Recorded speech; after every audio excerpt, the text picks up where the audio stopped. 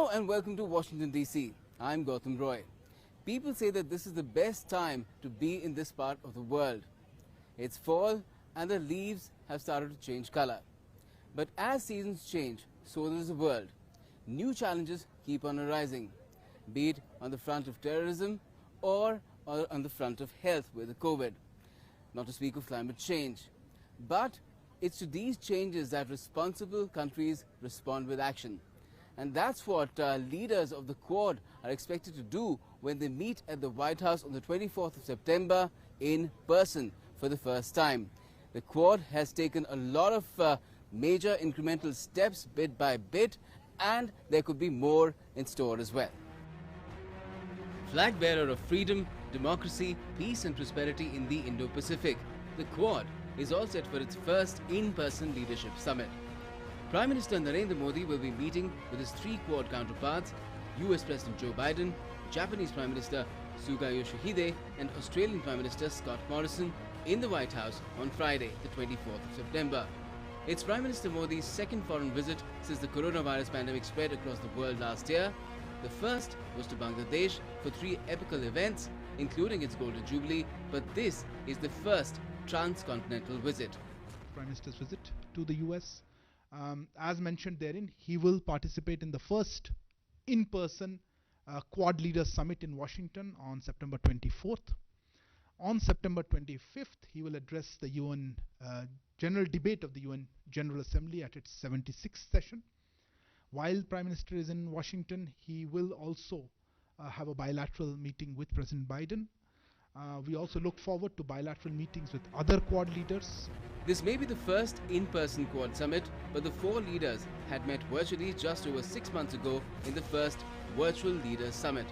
The ramped up frequency making it evident that the platform is being revved up on the engagement and action front.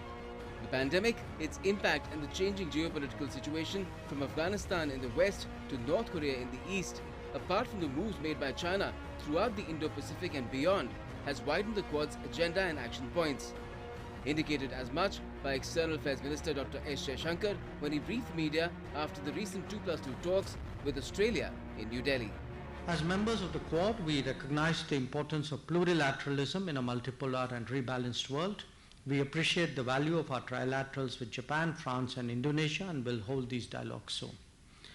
The importance of ongoing cooperation in multilateral arena for preserving the rules-based. Our cooperation in the Commonwealth is important to that organization's performance. There are clear indications on the areas the Quad would like to move its cooperation and coordination forward. According to a White House statement, on the in-person summit, the leaders will focus on advancing practical cooperation in areas like combating COVID-19, addressing the climate crisis, partnering on emerging technologies and cyberspace, and promoting a free and open Indo-Pacific. These agenda themes clearly show that the Quad is rapidly moving beyond a grouping of nations only focused on security-related issues in the Indo-Pacific.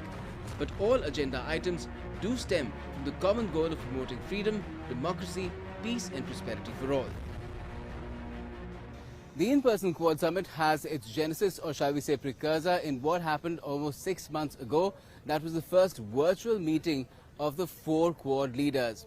And that resulted in three key working groups being formed, one on vaccines, another one on climate change, and the third one on critical technologies. It also produced a joint statement, the spirit of the Quad. The 12th of March 2021 stands out as a landmark day for the Quad. All the four top leaders of India, the United States, Japan and Australia came together for the first time virtually because of the COVID pandemic. Tackling the virus was one of the top items on the agenda, with cooperation on vaccines for the entire world at the forefront, apart from climate change and critical and emerging technologies. We are united by our democratic values and our commitment to a free, open and inclusive Indo-Pacific. Our agenda today, covering areas like vaccines, climate change and emerging technologies, make the Quad a force for global good. The meeting resulted in concrete takeaways indicating a clear path for the Quad for the coming months and years. These were spelled out in the Quad leaders' joint statement called the Spirit of the Quad. The creation of a vaccine expert working group was announced. The group has been established to implement the Quad nations' commitment to safe and effective vaccine distribution. The launch of a Critical and Emerging Technology Working Group was also announced. The Critical and Emerging Technology Working Group is to facilitate cooperation on international standards and innovative technologies of the future. Establishment of a Climate Working Group was also announced. The Climate Working Group would strengthen climate action globally on mitigation, adaptation, resilience, technology, capacity building and climate finance. It was also said that Quad foreign ministers will converse often and meet at least once a year. We're launching an ambitious new joint partnership that is going to boost vaccine manufacturing and for the global benefit and strengthen vaccinations to benefit the entire Indo-Pacific.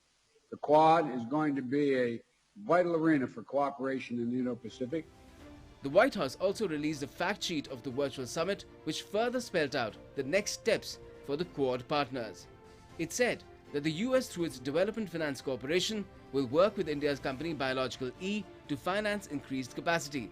It will support Biological E's efforts to produce at least 1 billion doses of COVID-19 vaccines by the end of 2022. This will include the Johnson & Johnson's single-dose vaccine. Japan through Japan International Cooperation Agency, that's JICA, is in discussions with India to provide concessional yen loans. These loans will be for expanding making of COVID-19 vaccines for export. The export will be for global benefit through key multilateral initiatives like COVAX. Australia will contribute $77 billion for vaccines and last-mile delivery support with a focus on Southeast Asia. This amount is in addition to Australia's existing commitment of $407 million for vaccines to 9 Pacific islands and Timor-Leste. Japan will help in the purchase of vaccines and cold chain support in developing countries. Japan will also provision a grant aid of $41 million and new concessional yen loans in alignment with COVAX. The US will draw on at least $100 million in regional efforts focused on immunization. Strengthening implementation of the Paris Agreement was a key focus spelled out for the Climate Working Group. Clear action points were also spelled out for the Critical and Emerging Technology Working Group. Clearly, the Quad leaders put the wheels in motion in March this year for taking their engagement and cooperation to the next level. The 24th of September in-person summit is then likely to take the security, combating COVID, climate change and tech initiatives forward, apart from expanding the areas the partnership covers. The origin of the Quad lies in the 2004 Indian Ocean tsunami which hit Japan very hard. The four nations came together to respond to this disaster, and thereafter the Quad has passed through an evolution of milestone after milestone to come to this stage where the Quad has come of age. The Quad has come of age now. Its leaders are meeting face to face at the White House in Washington, D.C. Had it not been for the COVID pandemic, the in-person meeting would have happened much earlier. But the pandemic has also taken the cooperation and coordination between the four nations to another level, apart from security and maritime challenges in the Indo-Pacific region. Days of unilateralism are over. Bilateralism has its own limits, and as the COVID reminded us, multilateralism is simply not working well enough. The resistance to reforming international organizations compel us to look for more practical and immediate solutions. And that, ladies and gentlemen, is the case for the Quad. The partners came together when India, Japan, Australia and the US collaborated on disaster relief efforts after the 2004 Indian Ocean tsunami which hit Japan hard. The inaugural Quad working level meeting at the level of officials took place in May 2007 on the sidelines of the ASEAN Regional Forum at the initiation of the then Japan PM, Abe Shinzo. Abe addressed the Indian Parliament in August 2007, introducing the idea of a broader Asia partnership involving the four nations. The same year in September, the annual India-US Malabar naval exercise in the Bay of Bengal was extended to include Japan, Australia and Singapore. But But next year in February, Australia pulled back due to the pressure being mounted on it by China, its largest trading partner. The Quad was mooted again by the then Japanese PM Abe Shinzo when he advocated the creation of a democracy security diamond with Australia, India and the US. The rising threat of China, its building of islands in the South China Sea and militarizing the region with an airstrip revived the Quad, with the four partners broadening its objectives and creating a mechanism to slowly establish a rules-based international order. The second Quad meeting at the level of officials took place in June 2018 in Singapore, more than a decade after the first. This was quickly followed up in a matter of months by the third Quad meeting at the level of officials, again in Singapore. The fourth Quad meeting at the level of officials took place in May 2019 in Bangkok. And again, a few months later, the first Quad Foreign Ministers meeting took place in New York in September.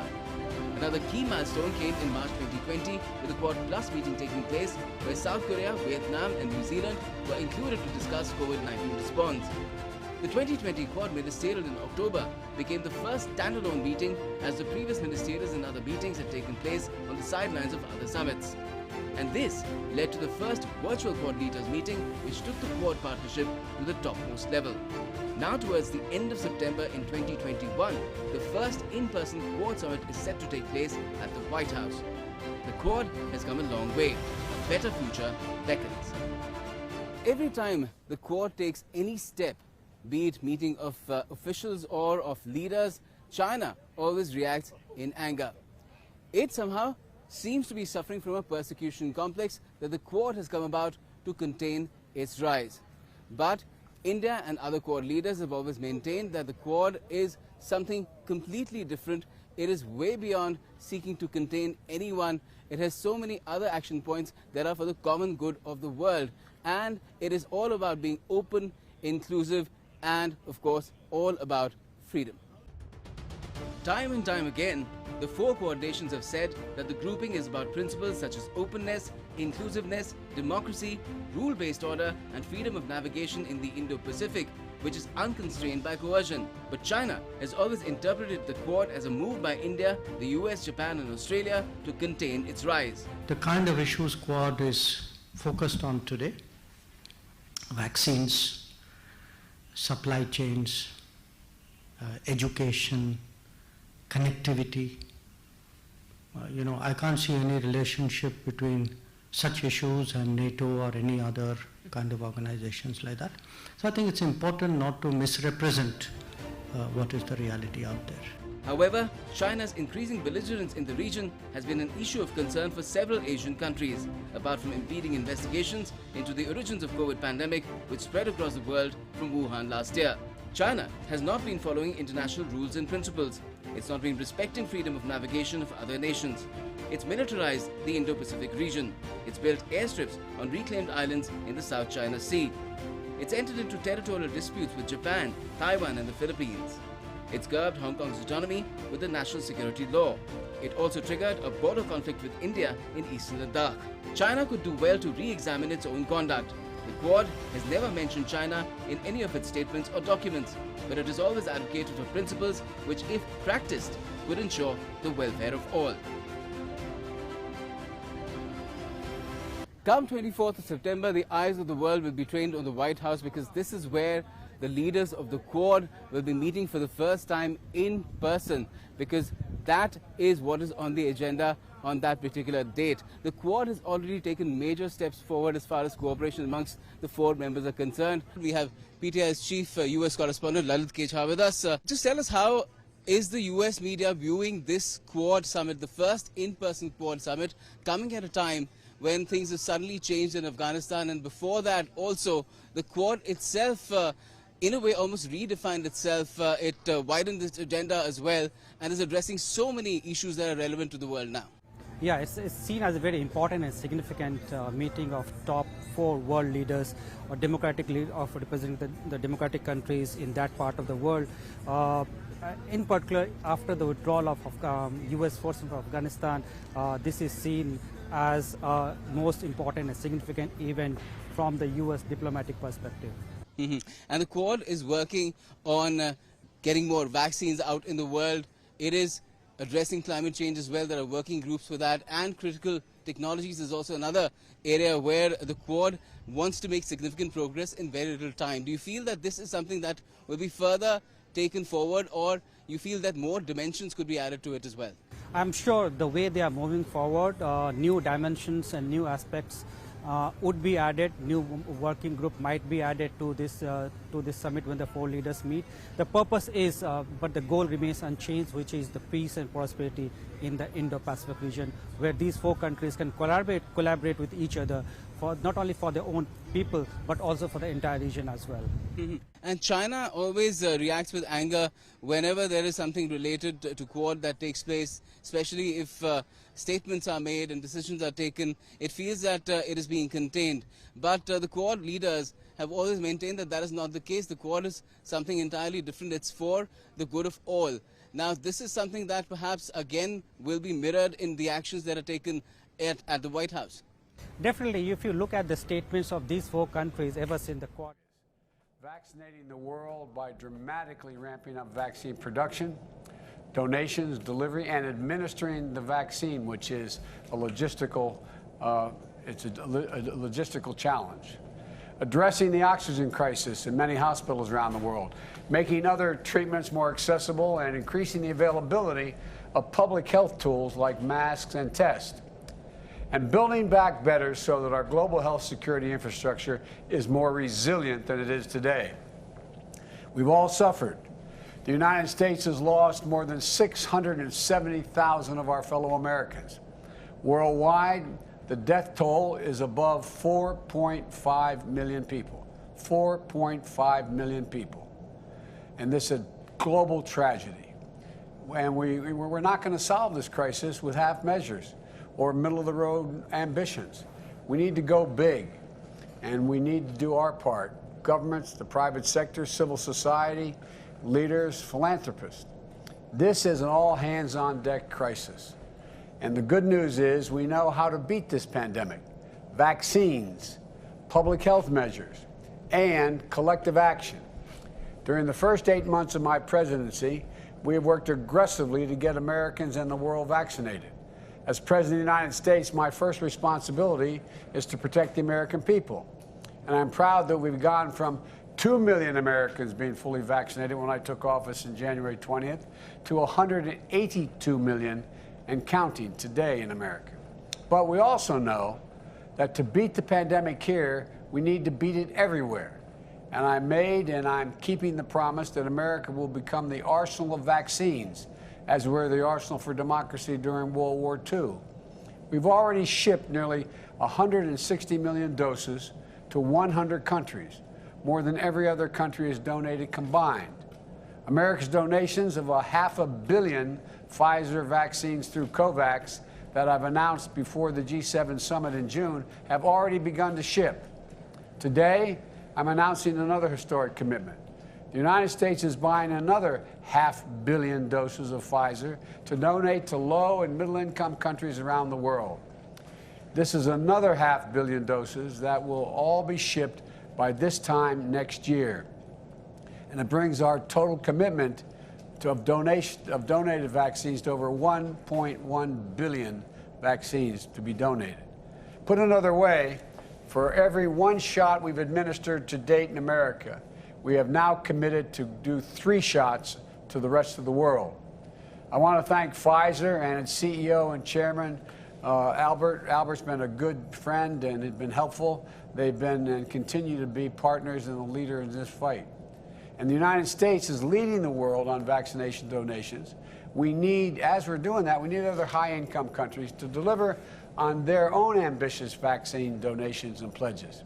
That's why today we're launching the EU-US vaccine partnership to work more closely together and with our partners and expanding global vaccinations. And as we do so, we should unite around the world on a few principles.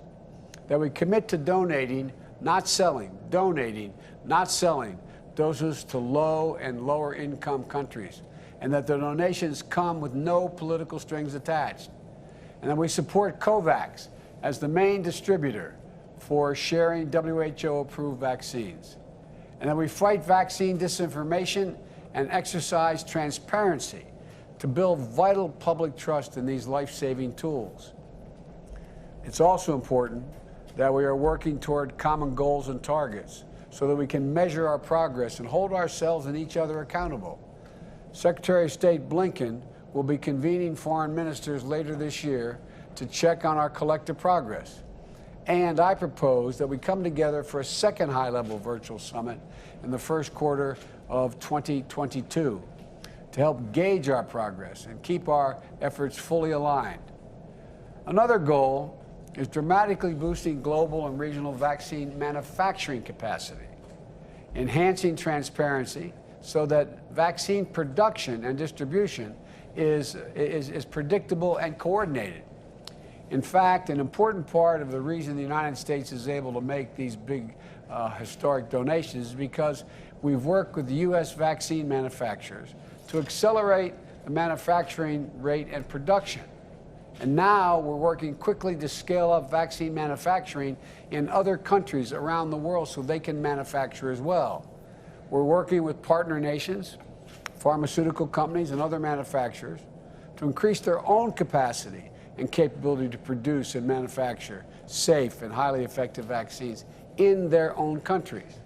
For example, our Quad partnership with India, Japan, and Australia is on track to help produce at least 1 billion vaccine doses in India to boost the global supply by the end of 2022.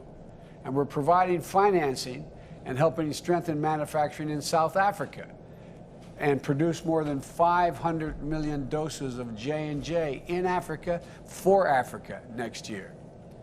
Next, we also know from experience that getting those vaccines into people's arms may be the hardest logistical challenge we've faced. That's why we need to significantly step up our investment in helping countries get shots in arms.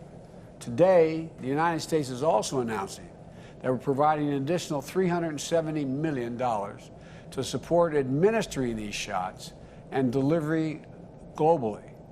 And we will be providing more than $380 million to assist in the Global Vaccine Alliance, Gavi, to further facilitate vaccine distribution in regions with the greatest need. And while vaccinating the world is the ultimate solution to COVID-19, we know that we have to act to save lives now. That's why the United States is providing nearly $1.4 billion to reduce COVID-19 deaths and mitigate transmission through bulk oxygen support, expanded testing, and strengthening healthcare systems and more. And we're going to help all of us build back better by supporting the establishment of a financial mechanism for global health security.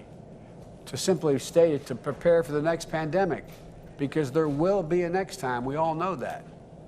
Vice President Harris will be speaking more on this issue later today. And finally, I want to acknowledge the leaders from the private sector, philanthropy, and civil society who are here today. Governments can do a lot, but we cannot do everything on our own.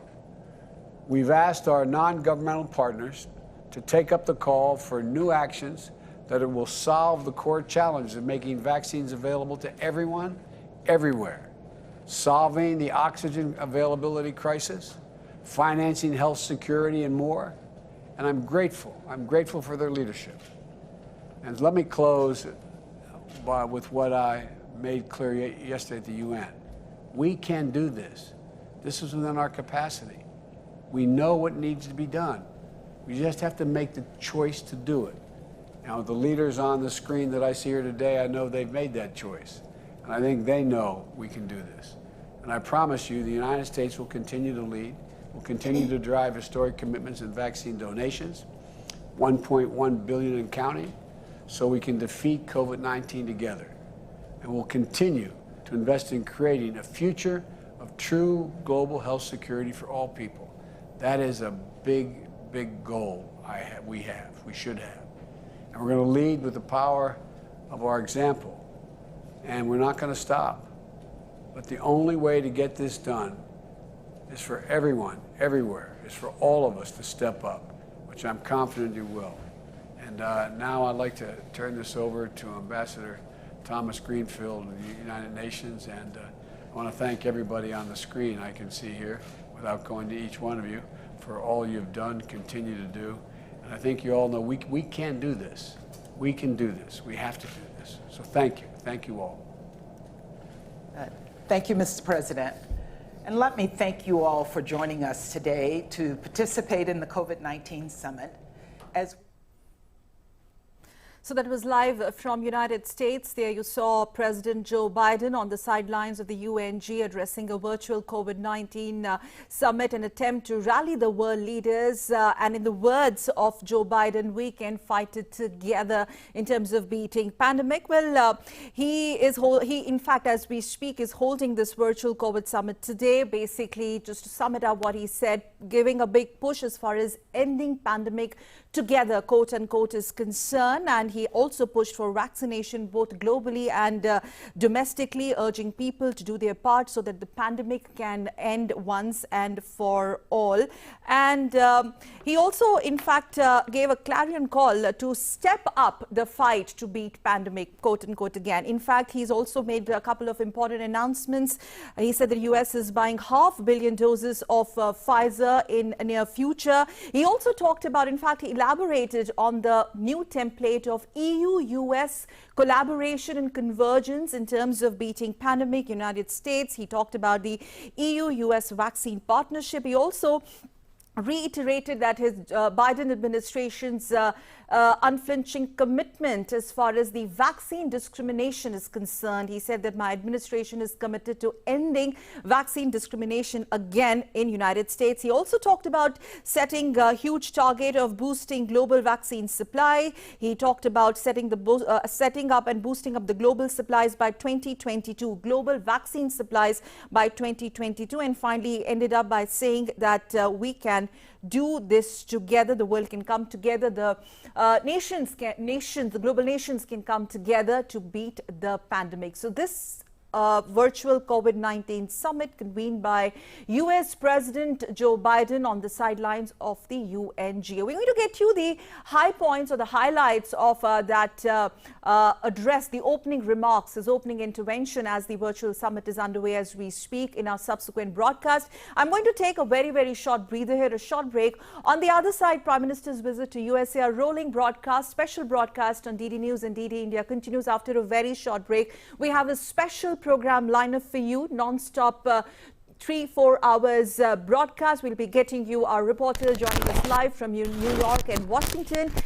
Ground reports, we'll get you a ground reportage, and also deep analysis. What does this really mean? The Quad Summit, the UNGA Prime Minister's address, and what does this mean when it comes to the future roadmap of Indo-US ties? On the other side, don't go away. We'll be back.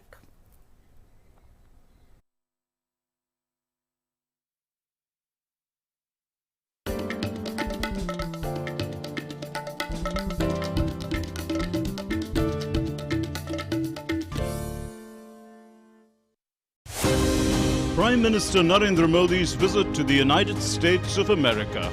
Join DD India as we get you minute-by-minute updates. Ground reports from Washington.